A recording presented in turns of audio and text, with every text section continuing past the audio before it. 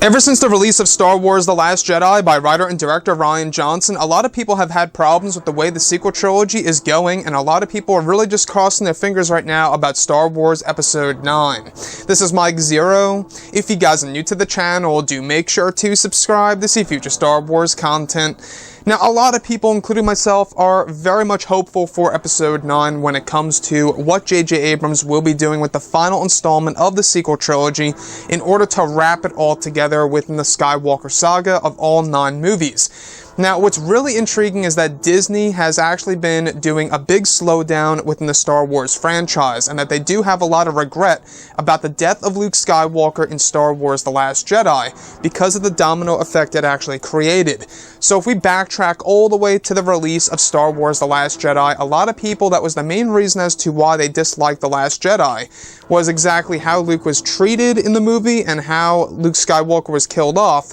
so early on in the sequel trilogy. Now, Disney does indeed regret this because of multiple reasons here, because of the effect that it had on the solo A Star Wars Story box office results, and not only that,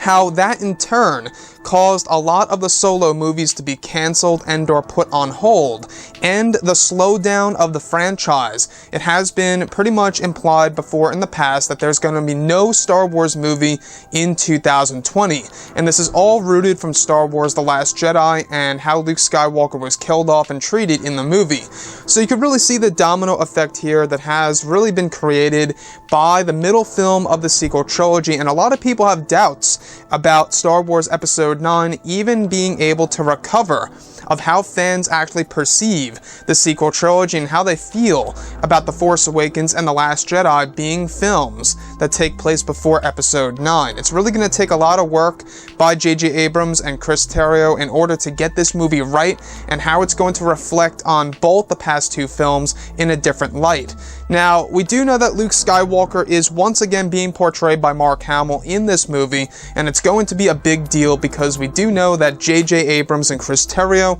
are really trying to create a workaround for the character, and as a way of capturing the audience, they really do want to implement a huge revelation for the character of Luke in this film, as well as providing tons of new experiences in the form of a Force ghost and or a flashback sequence. Now, could they really bring him back to life? Now, in my point of view, if Disney was really that regretful about the death of Luke Skywalker, they would absolutely bring back Luke in a second, right? Snap of a finger, bring him back in, no problem. Now, the reason as to why they can't necessarily do this, realistically speaking, I guess, of course, is because in their point of view, it would take screen time away from some of the main characters like Kylo Ren, Rey, and the 8 new characters that are coming into fruition here for Episode 9. Now, what I find very intriguing, though, however, is how this does line up with how J.J. Abrams is rewriting portions of the script as we speak right now,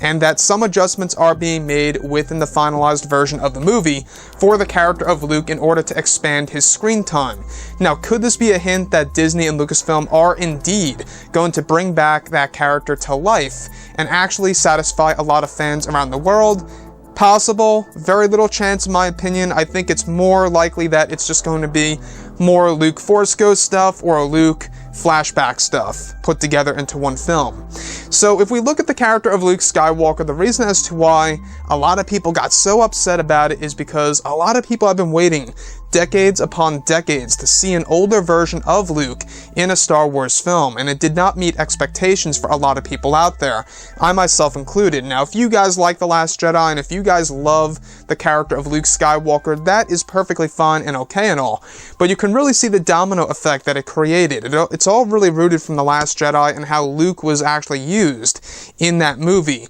which led to the solo A Star Wars Story boycott, which then led to the box office results of that movie pretty much not doing well at all, and then that in itself reflecting on their decision to slow down the Star Wars franchise, cancel a lot of solo movies out there, including the Boba Fett movie and the Obi-Wan Kenobi Star Wars movie, as well as quite possibly not even having a Star Wars movie coming out in 2020 and creating a hiatus, and only focusing on television for the end of 2019 leading into the Cassian Andor series. So what do you guys think about this whole entire situation here within the Star Wars community and of course the Star Wars franchise itself? What is your view on everything here, and do you think that they're going to really do something special with the character of Luke in this film as promised? Anyways guys, drop a comment below, let me know what you think about all this in the comments, and if you guys did enjoy the content for today, do make sure to drop a thumbs up on this video to support the channel. I thank you all so very much for the kind support, and I'll catch you guys next time.